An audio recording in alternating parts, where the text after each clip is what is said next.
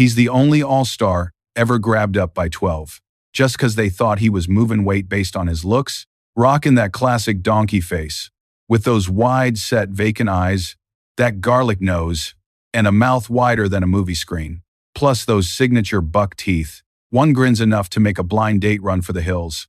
But this man looking like a jump scare at night was once Dirk's ultimate wingman, the one and only Josh Howard.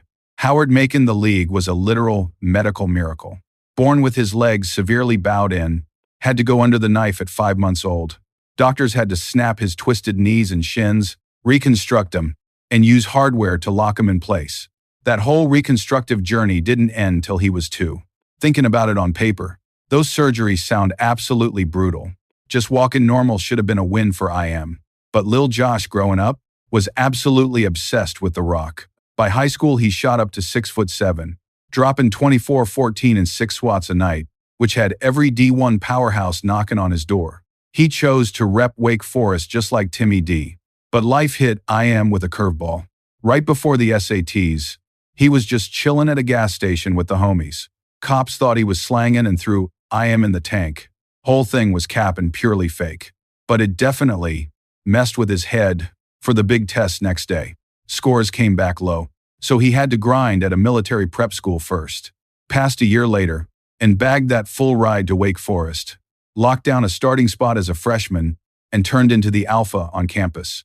Senior year stats were 19.8, 2, and 1.5 blocks. Led him to the NCAA regular season chip. Bagged NCAA Player of the Year honors, and was a consensus first-team All-American. Scouts had IM pegged as a lottery lock, but in the biggest moments, he pulled a Chris Webber-style blunder, lost track of the timeout count in the clutch, called for a ghost timeout, triggered a technical foul, loosened by a single point to Maryland. Then the bad luck peaked. In the actual tournament, Howard, their superstar, only played 6 minutes, before an injury sidelined IM, and those two things became the blueprint for his pro career later on. In that legendary 2003 draft class, 23-year-old Josh Howard took a huge L. Teams thought his ceiling was already tapped out. Shins were a red flag reminding him of his childhood deformities. That Weber-style brain fart also made front offices doubt his mental toughness in the clutch, so Howard slid all the way to the very last pick of the first round before Dallas finally scooped IM up. The Mavs' wing depth back then was kecked. That summer, they just bagged Anton Jamison from the Warriors. And the employee number 8, Antoine Walker, their franchise guy Dirk, was basically a guard in a big man's body. Plus they had Michael Finley switching spots. So, Howard's chances of survival looked cooked. But opportunity knocks when you least expect it. Rookie year, Dirk and Finley both went down with injuries, giving Howard some serious run on the floor. In December 2003, national TV game against the Lakers, Howard became a household name overnight. Used that massive 7'2" wingspan to make Kobe look completely uncomfortable.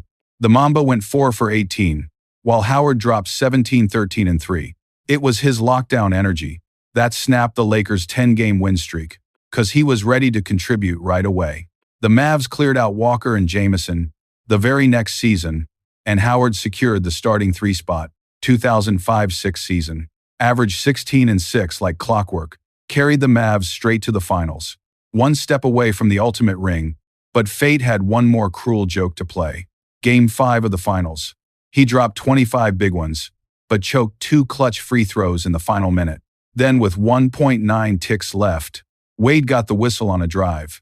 After the first free throw splashed, Dallas burned their final timeout.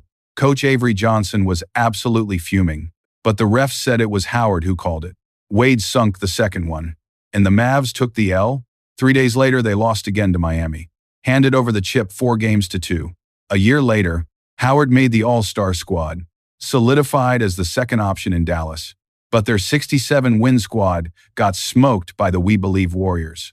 Keep it a stack, though.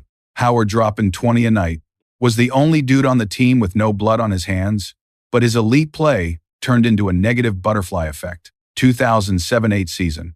Coach Johnson switched the game plan up, took the ball out of Dirk's hands more, and let Howard cook. But that made Josh get a little too comfortable. Started fading away from the defense and grit that made IM famous. and fell in love with a jumper too much. Even worse, he started wilding out off the court.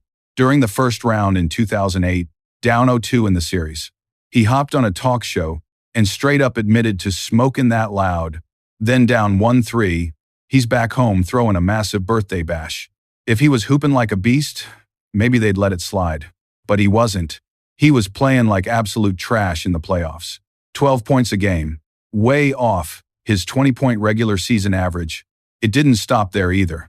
Before the next season, Howard got invited to AI's charity football game, got caught on camera not singing the anthem. When everyone wanted an explanation, he said, "I don't sing that Star-Spangled Banner, 'cause I'm black." That quote hit the fans, and people started calling, "I am a total clown," trying to check his transcript to see if he even stayed in school. Then the injury bug bit hard.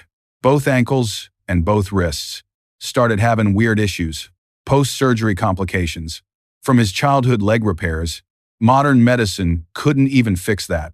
The Mavs brought in Marion and shipped Howard to D.C. for the Wizards.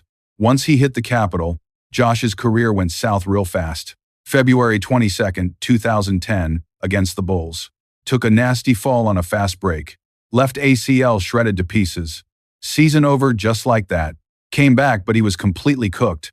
Bounced to Utah, then Minnesota, battling his own body every night. December 14, 2012. Wolves versus the Hornets. His right ACL shredded this time. That game ended up being his final run in the league. Looking back at Josh Howard's run, it was all grit mixed with what-ifs. Broke free from birth defect chains. Went from the end of the draft to all-star status. Never backed down from a challenge. But got lost in the hype for a minute. Fumbled his own bag with the things he said. Before the injuries finally took him out, he wasn't your perfect hero.